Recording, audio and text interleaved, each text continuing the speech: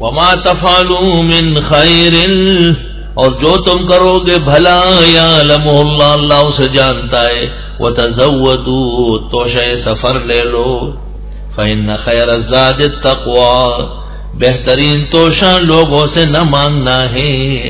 التقوی کے معنی ہے الاجتناب عن سوال الناس، لوگوں سے نہ مانگنا. زمانہ جاہلیت میں یہ لوگ جب جاتے تھے تو خاص کر یمن کے لوگ تو توشہ سفر نہیں لے چلتے تھے، کہتے اللہ کے گھر بھی رزق لے کے جائیں گے، اللہ خود رزاق ہے ہمیں دے گا. پھر وہاں بھوکے مرتے تھے تو پھر بھیک مانگتے تھے. تو حکم آیا وتزودوا، توشہ سفر لے چلو. سبحان اللہ. فقہاء کرام نے اس سے استدلالات کیے ہیں کہ حجاج پہنچ کر سب سے پہلے اپنا سامان رکھے، اپنے آپ کو سیٹ کرے، درست کرے، آرام اور تسلی سے پھر حرم شریف داخل ہو. جلدی جلدی جا کے حرم میں چلا گیا، طواف کیا، واپس آ کر کے بستر نہیں ہے، وقت غائب ہے، اب قیامت برپا ہوتی. وتزودوا، توشہ سفر ساتھ رکھو. سفر جاتے ہوئے سفر کے اخراجات ضروری ہے تاکہ آپ کسی کے محتاج نہ ہو. اس دور اور زمانے میں تو آسانی ہے، بس پیسے پاس ہو، چہ زرداری اور چہ غمداری. قدیم زمانے میں یہ کراچی بندرگاہ پر میں دیکھتا تھا، ہر حاجی کے پاس 2 من گندم، 1 بوری اور 10 کلو گھی اور 30 کلو چاول، یہ وہ ایک خانہ بدوشوں کا گھرانہ روانہ ہوتا تھا. اللہ رب العالمین نے اب تو ابراہیم علیہ السلام کی دعاؤں کو ایسا صادر فرمایا ہے کسی چیز کی وہاں ضرورت نہیں، سوائے اس کے کہ آپ اپنے ساتھ ضروریات کے لیے رقوم لائے ہوں. اور رقوم بھی پھر پاکستانی یا افغانی پیسہ نہیں چلے گا، کیونکہ آپ 16,000 دیں گے، وہ 1,000 دیں گے تو دل پر اثر ہو جائے گا. ڈالر ہو آپ کے پاس تاکہ آپ 500 دیں اور وہ آپ کو 4,000 دے تو دل خوش ہو جائے گا. ایک زمانہ تھا کہ پاکستان کے 100 روپے پر 110 ریال ملتے تھے، 1951 میں 53 تک 100 دیتے تھے 110 ریال. اور یہ ایسے گرتے چلے جا رہے کہ اب 15,000 کے 1,000 اب 64 ریال ملتے ہیں. لا حول ولا قوت الا باللہ. وتزودوا، توشہ سفر لے چلو. فإن خیر الزاد التقوی، بہترین ذات تو تقوی ہے، بہترین توشہ تو پرہیزگاری ہے. واتقونی، مجھ سے ڈرو، یا اولی الالباب، اے عقل والو. لیس علیکم جناح ان تبتغوا فضلا من ربکم، نہیں ہے تم پر کوئی الزام کہ ڈھونڈو فضل تمہارے رب کا. بھئی کوئی کام کی چیز آپ یہاں سے لے گئے، وہاں بیچ دی، اور کچھ چیزیں وہاں سے اٹھا لائے یہاں بیچی، سفر کا خرچہ نکلا، کیا حرج ہے اس میں؟ جی حاجی صاحب گھڑیاں لائے ہیں، حاجی صاحب یہ لائے، کیا تم سے پیسے لے کے لائے؟ قرآن کے مطابق حج کے فوائد میں سے ایک فائدہ تجارت بھی، ایک فائدہ تجارت ہے. ایسا بھی نہیں کہ نہ طواف کر رہا ہے اور نہ نماز کر رہا ہے، اور بس جب بھی دیکھا تو حاجی صاحب بازار میں کھڑا ہے. یعنی ایسے کمکل اور بدعمل حاجی دے کے گئے کہ بازار میں بیٹھے ہوئے ہیں. کیوں بھئی؟ دکانیں بند ہیں، وہاں اذان کے ساتھ دکانیں بند ہوتی ہیں. اذان ہو گئی اور کوئی دکان کھلی اور جرمانہ ہو جاتا ہے. اسلامی حکومت ہے.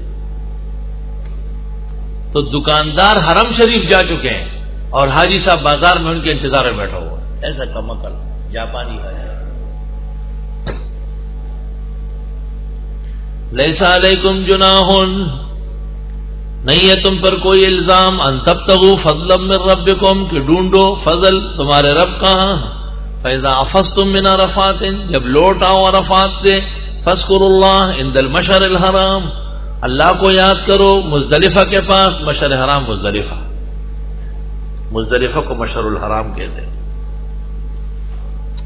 9 تاریخ کی صبح کو منا سے لوگ، اب آپ اس طرح سمجھے کہ 8 تاریخ کو حج کا احرام باندھا جاتا ہے، آخری دن 8 ہے، اور پھر چلتے ہیں منا.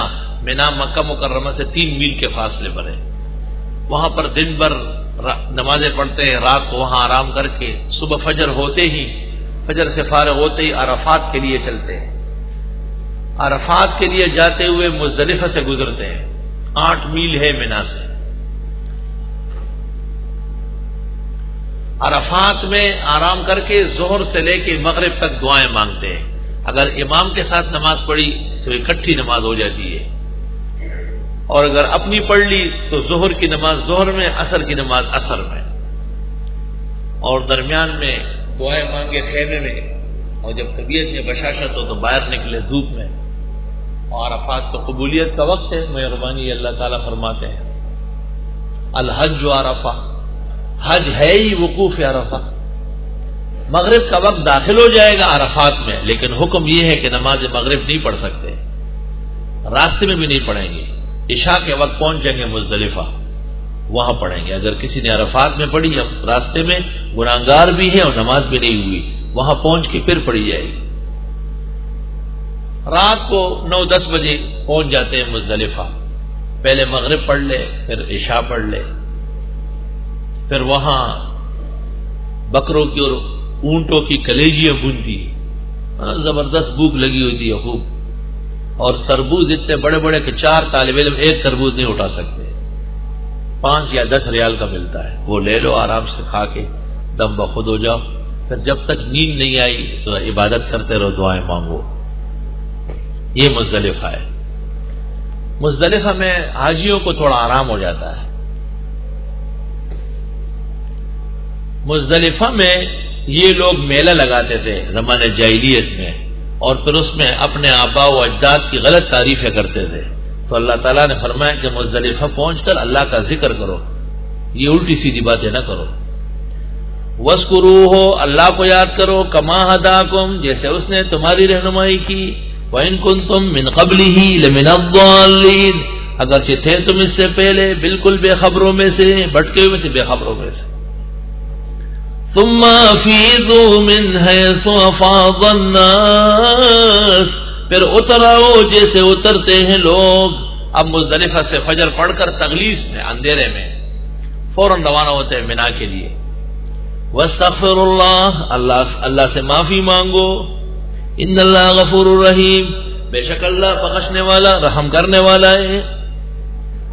اب 10 تاریخ ہو گئی، 9 کا دن گزر گیا عرفات میں، رات گزر گئی مزدلفہ میں. 10 کی صبح کو فجر کے بعد آپ پہنچ گئے مینا. مینا میں بڑا شیطان اس کی رمی کریں گے، کنکر ماریں گے. اس سے فارغ ہو کے قربانی کرے گا. متمتع و قارن، مفرد کے لیے مستحب ہے، واجب نہیں ہے. قربانی سے فارغ ہو کر کے بال مونڈے یا چھوٹے کرے، افضل مونڈنا ہے، اور اپنے کپڑے پہن لے، احرام سے نکل جائے. اب آپ کے ذمہ ایک اہم کام باقی ہے، اور وہ طواف زیارت ہے، فرض ہے. وہ آج بھی ہو سکتا ہے، رات کو بھی، کل بھی، پرسوں بھی. 12 تاریخ کی مغرب تک طواف زیارت کا وقت ہے. 12 ذی الحج کے مغرب کے بعد مکروہ ہو جائے گا اور دم لازم ہو جائے گا. ابھی سب کچھ آپ کے لیے حلال ہے، اپنے کپڑے پہن لیے، احرام ختم. لیکن الا النساء، بیوی کے قریب نہیں ہو سکتے ہیں، وہ طواف زیارت کے بعد ہوگا.